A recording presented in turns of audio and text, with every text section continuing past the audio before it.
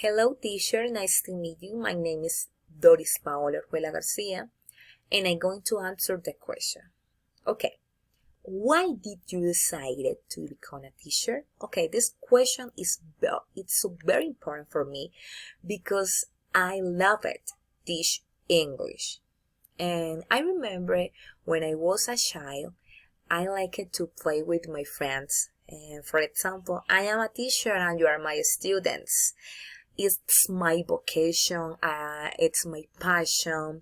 Now I am a teacher in a school here in Bogota and I like to teach English with different strategies, for example, games, video games, with the sounds, with the rounds, with my student of transition.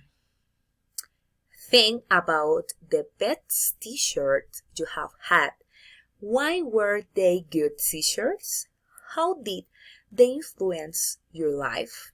Okay, I'll be honest, I don't have memory because when I was a student in the school, my teachers are very traditional with the class.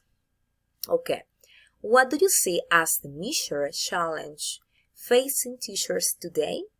Okay, for me, it's very important have good management patterns, make learning effective, and respect of the students. What would you do if you have a student that has no desire to learn in your class? Okay, I would encourage him by making him participate in the class or use another activity that is more attractive.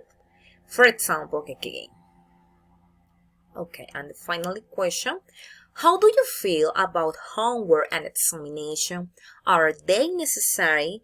Why? Okay, for me it's very important because you collaborate if the student learning in your class, but nevertheless, you at evaluation in the class, for example, with the participation, with the attention, and respect in the class. Okay, teacher, thank you so much. Bye-bye.